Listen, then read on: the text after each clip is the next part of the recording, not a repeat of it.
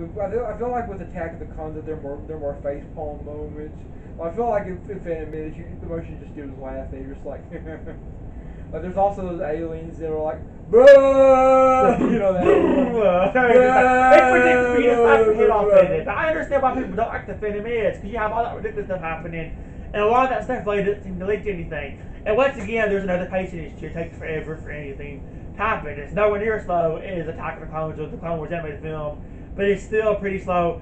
At times, the Jar Jar Binks was introduced and everybody hated him, mainly because he was so over the top of this film. I feel like people probably would have had a very different reaction to him if they'd handled him better. But it's like every time he was on screen, he had to be doing something outrageous.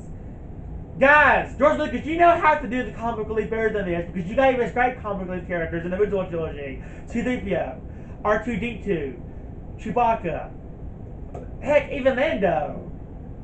You gave us great comic relief characters, and the Ewoks. You gave us much better comic relief characters in those films, and this is what you give a Jar Jar Binks who can't be still, apparently.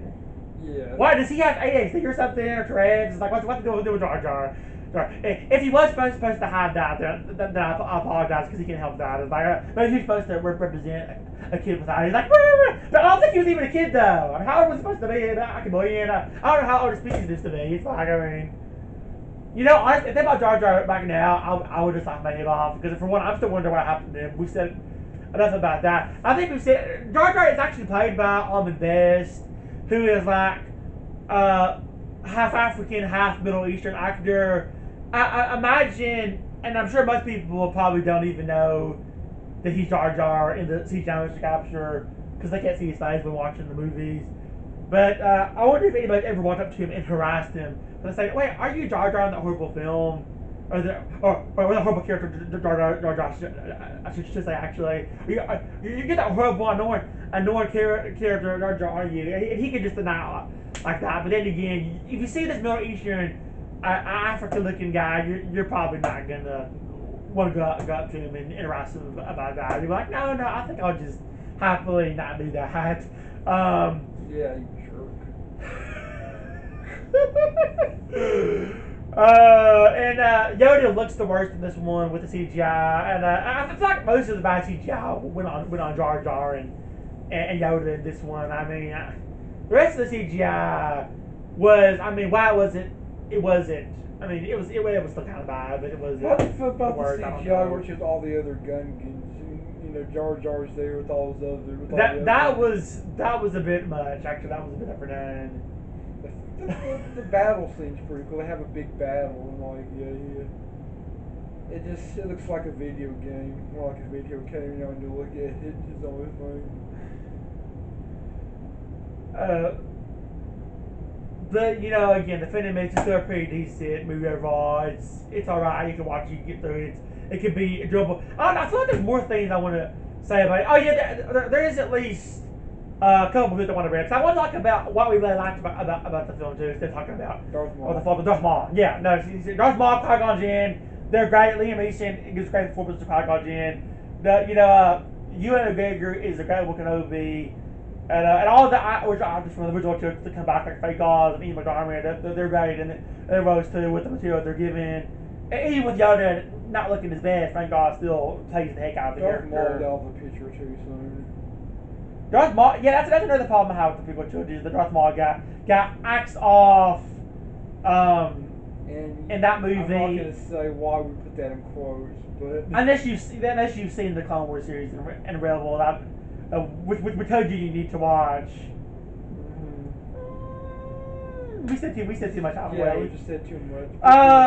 But he's so mysterious. That's why I liked it. People always say, "Oh, well, he was barely in, and he only had like 3 scenes and 3 lines." But he actually had more than 3 scenes. He had three lines. That's what made him so interesting. Yeah, the guy says like 3 words. That's why he's interesting because he's so mysterious. There's so much mystery. You don't know a lot about him. He doesn't take his mask off or anything like that. And I think that was a mask he was wearing, if I'm not mistaken. That was actually real skin. Because I don't know what race he was. Was it real skin? I think so. Well, but still though, you didn't know a lot about him, and you wanted to learn more about him. You just kept wondering about him. He wore a hood. Yeah, he wore that hood. It's like how could you not love Darth Maul? Well, I guess you're just really scared of him or creeped out by him. But funny story though is like when we first saw the Phantom Menace, my parents really drilled in my head. Okay, now honey, there's this character named Darth Maul. He's kind of scary looking, but he's just a character. You don't need to be scared. I think they drilled it in my head so much because I was only 4 years old that I just said, well, I ain't scared of Darth Maul. I get scared of it. I kept saying that, and I actually said that in the theater when he appeared on screen. I was like, that's Darth Maul. I ain't scared of him.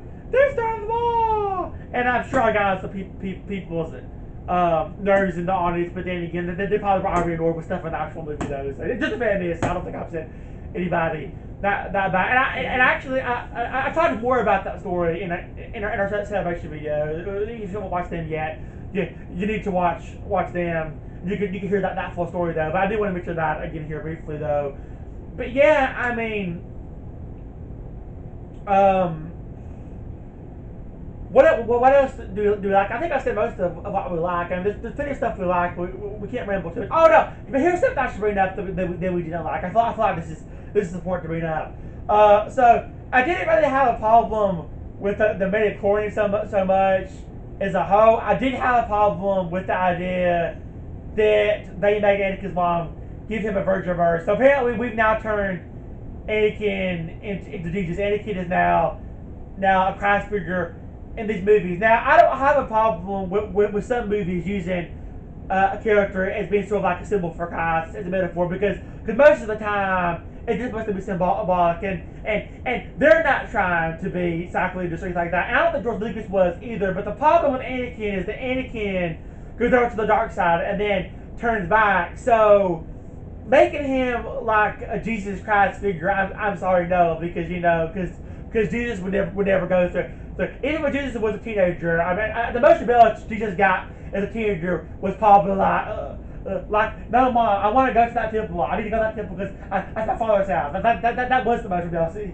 he got pretty much because he's Jesus. We're not being sacrilegious, making these judges because we're Christians ourselves. That's the reason why we have the problem with him. That's why we have a problem with Anakin being made into a Jesus Christ figure, because someone like Anakin, well, I love his redemption arc, and it was okay for them to call him the chosen one. I'm okay with that. You love seeing him struggle and turn back around, but that doesn't sound like Jesus. That sounds like Paul. That's what that sounds like. That's not someone that you need to make into a Christ-like figure. So yeah, we do have a problem with that. I was okay with them making him the chosen one. I was even okay with. Well, no, I wasn't really okay with the virgin birth at all, because that's not my Christ figure. I mean, having the midichlorians in there is fine.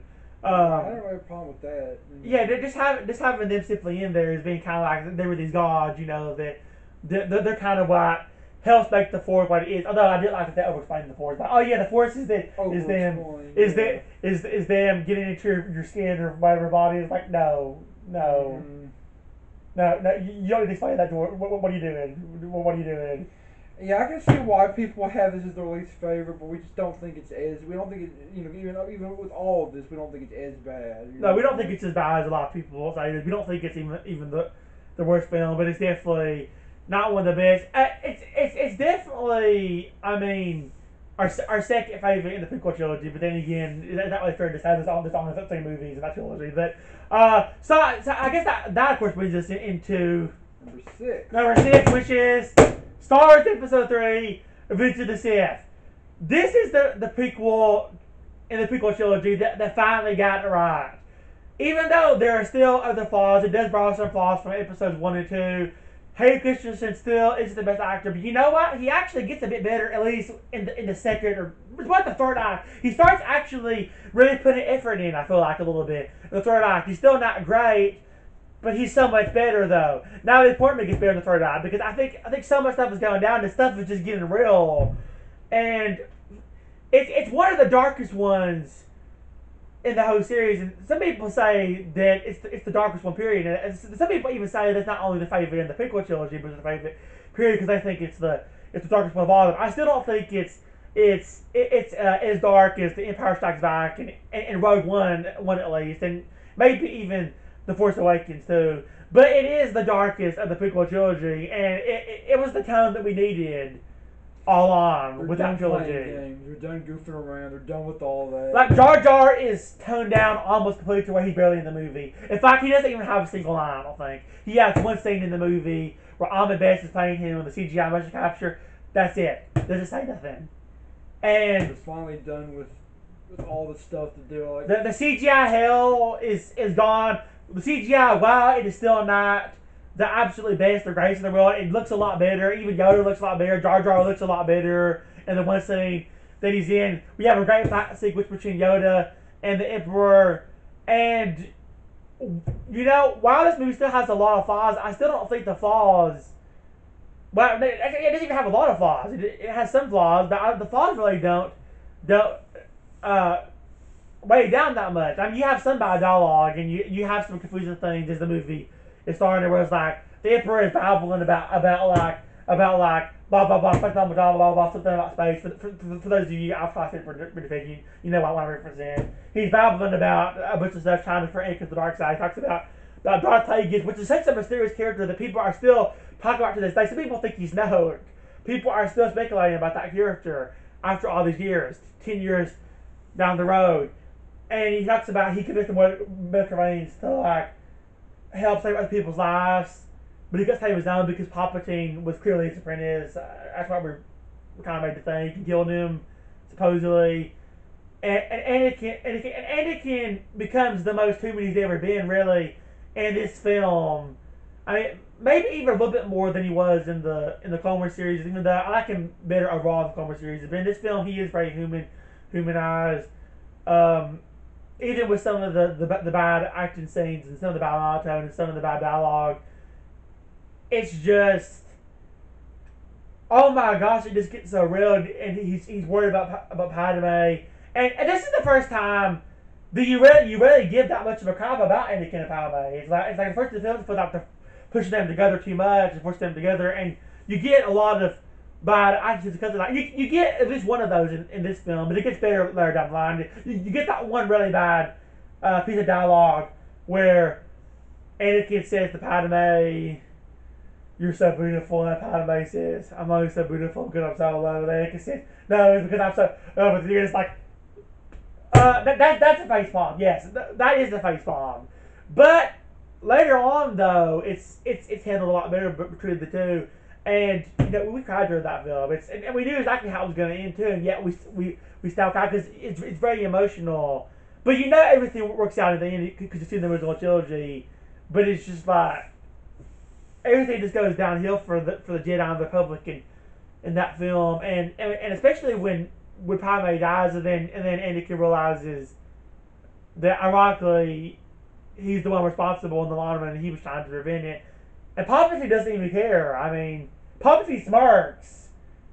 Yeah, he knew what he was doing. He knew And exactly what he was up to. Yeah, we cried when Padme died. And she gives birth to Luke Leia before then, and she gives up her names.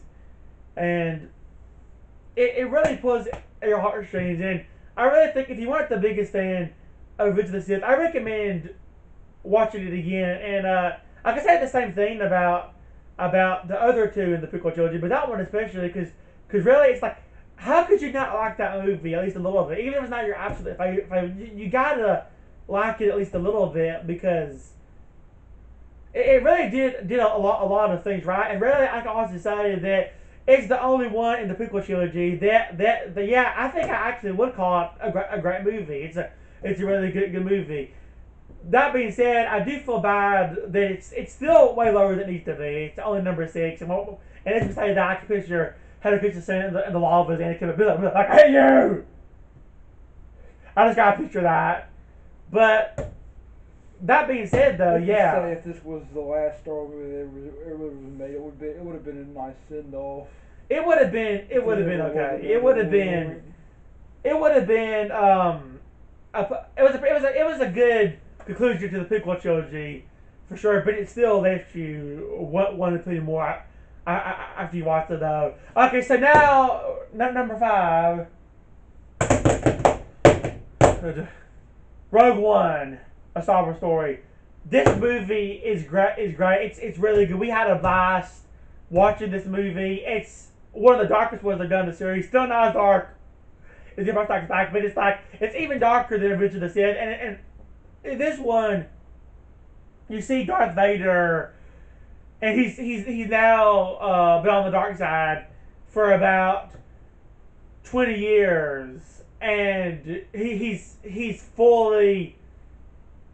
Vader mode now. I mean, that's the best way I can put it. He's in full Vader mode though, because at the end of Revenge of the Sith, even though he goes over into Darth Vader territory, over to the dark side, he still doesn't become the full Darth Vader that we know from the original trilogy, and that's because it kind of took time. He still kind of hated Christian son, but in the suit a little bit. But in this one, he's full of Darth Vader. And even though he doesn't have a whole lot of scenes in this movie, the scenes he does have are very satisfying to watch. In fact, some people have even said the Darth Vader is shown as being his most evil in this film. And in some ways he kind of is. He's his most menacing. And in this film, he doesn't have a whole lot of like speaking lines or anything, but no, but he has that one scene where he's just like going after the. Yeah, I think that's why they say he's the most evil, because she's shown as nothing more than pretty much just a monster. Like he's just he's just very Yeah, I mean that's kind of how he's shown, and that's kind of how he was in A New Hope. In this one, the show the took it even turn the level was like in the. I didn't mean to cut you off though, but it's like. That's all they show of them, basically. Like, they don't well, show them, like, yeah, you see ultimately, I realize the movie's not really too much about it, but they give him just enough screen. Yeah, I mean, there's plenty. We'll get into the other stuff we love though, but the first thing we wanted to bring up about the film is the way they handled Darth Vader. It's a great performance. This is another reason why people say it's the darkest one. Like when Vader goes after those rebels in the film, he just cutting them back and forth, tucking them, throwing them all over the place, like almost totally heartless, entirely. And I felt like in this film, that's the way you need to show him, because that's how he's shown in A New Hope. Because at first glance, Vader is supposed to be kind of a guy that you initially think is just a total monster and there's no good inside him at all, but then you realize there actually is, and you realize that he actually was once a hero. But in Rogue One, you don't want to touch upon that too much. But that kind of brings us into another thing we loved about the movie is this is the first movie that's come out since the original trilogy where we can honestly say it does not spoil a single thing about the original trilogy. In fact, if you're a new Star Wars fan and haven't seen either of the films, I recommend starting with this one and then watching the original trilogy, and then you could go back and watch episodes 1, 2, and 3, and then you can jump into episode 7 after that, and then so forth on. Because this film doesn't spoil anything. It doesn't spoil anything about Darth Vader. It doesn't spoil anything about Luke and Leia. Luke's not even in it. Han's not in it. Leia does have a brief appearance in it. It's very brief, but it's very good and it's very iconic. I feel like it's the perfect homage to her. The director Gareth Edwards even said it was like a love letter to Carrie Fisher. They said that after she passed away, because she had Moff passed away after the film came out, and of course in the film, they had her actually standing there, and then they digitally altered her face with CGI to make her look like young Leia, but it was actually her standing there, and it was actually her talking and giving the dialogue, and it was kind of eerie later when she passed away shortly after that. I think they may have gone back and re-edited that where they maybe dedicated it to her. Kenny Baker and Eric Mays also passed away earlier that year, and then one other actor from Star Wars name I forgot. He played Red Palette. He was a female character. They called him Red Palette. He passed away from cancer at the age of 75, and he actually has a brief cameo on Rogue One too. It was old footage that they edited in. Kenny Baker. No, Kenny Baker is not in it. Now R2-D2 does have him and C-3PO do have a brief appearance, but I forgot that. No, R2-D2 is played by Jimmy V in that movie. Jimmy V is the new R2-D2 because Kenny Baker had already retired after Revenge of the Sith, and in the Force Awakens he was played by Jimmy V as well. Jimmy V is going to be R2-D2 and all the ones remain. I don't know if it's back in dedicated to him or not. Eric Bayersfield was Admiral Akbar, and they have a character who's clearly supposed to be related to Akbar, but it's not him. It's like why do they call him? I forgot his name. I thought it was Sadabar, something that sounded like Akbar kind of. And I think he sounded like Akbar, so I think they may have got Eric Bayersfield to voice him as well. And he was still Akbar in the Force Awakens as well. And I think they went back and edited to dedicate to him, and then also the actor that played Rip Out. They passed away before Carrie Fisher passed away though. Those three were all older. I mean, even the one that was 75 was still kind of older than Carrie Fisher. Carrie Fisher was really tragic and real sad. She had a real after a heart attack. But I loved the I loved all the cameos and all the throwbacks. There were so many good. There's so many Easter eggs they wanted you to cast references of the film, and it felt like one of the best homages in the world to just the series of franchises as a whole. R4 is even back in it, and you kind of finally get explanation on what happened to her after the Piccolo children. Yeah, she gets blown up. Yeah, she died. She gets blown up along with the rebels and Rogue One, as far as this film tells us. And you also see Leia's died again, who's not in the original trilogy because he gets blown up in A New Hope when they're testing the weapon. And but he's back though, and he's one of my favorite actors in the prequel trilogy. Even though I forgot his name. I think it was Pernell Obviously, I forgot to mention him before. He's a good actor, so we get to see him again. And he's the one that delivers the message to Leia to give to Obi Kenobi. She's putting in the R2D2 of course. There is a brief cameo about an Ewok. Even you see one of them, and it's a really good cameo. And oh gosh, what else? There's just so many things. Oh, and Tarkin is back. They recreate him with visual effects as well. They CGI his own face in. His character, and honestly, he's kind of the main villain, barring Vader, Yeah. Actually, the main villain is really the new villain, Krennic, for the first part at least. And it kind of goes up on a scale a little bit. It's kind of like for the first part of it, Krennic is the main villain, and even though he has scenes later, he kind of like that turns over the Tarkin, and then Tarkin kind of is the one that do stuff moving in, and then when Vader's needed, then Vader steps in. Yeah. And it's just like you go up the scale of villains. The only one they don't get to is Palpatine, but it makes sense for Palpatine to not appear in this film because Palpatine also wasn't in A New Hope, so that kind of makes sense. That fit, and that's kind of how they did it. And honestly, you could have taken Darth Vader out, and the film still would have been really good, and it wouldn't have heard the story that much. But Vader was really good in it though, and we actually met, of course, the actor in the Super Rowdy, and he was one nice guy, and he actually signed our Rogue One DVD. He signed it as Super Rowdy, aka Darth Vader. But I felt like having him in the movie made it all so much better, and I love that they brought Tarkin back because it felt appropriate because he's in A New Hope constantly throughout, and it's the only movie that he's even in. That Peter Cushing is in. So they have a stand-in, obviously, stand-in, and someone going back and dubbing over his lines like Peter Cushing, but they have his face. It's a great homage to the late Peter Cushing. He passed away back in 1992, really a long time ago, and he gets blown up on the Death Star, of course, in New Hope. But it's been great to the time to have him back here, and the CGI that was used in this movie, there's not a whole lot of it, but the CGI that is used is going to do it very well. They used a good combination of practical effects and CGI both, which these new Star Wars films are learning to do really well. The prequel trilogy got carried away with CGI, but these films have learned to do a good balance. And it feels more like the original trilogy in those ways, and it's better because of that. And again, Rogue One is a great movie. It's really good, and really, I wish they had actually called it like episode 3.5. Even though that would have sounded kind of cheesy, because it's very much connected to the other films. Even though it's supposed to be a spin-off, standalone film, it's very much part of the rest of the film. It doesn't even have the scroll at the beginning because they have to feel like, we don't need the scroll because this is a standalone film, and plus it's like what they're doing in this film, ironically, is kind of the scroll of a New Hope. And I wish they still have the scroll. I mean, if I had to name one flaw I have with this movie. Really, the only big flaw that I have with this girl. That's really about it. So enough said about that. So now let's talk about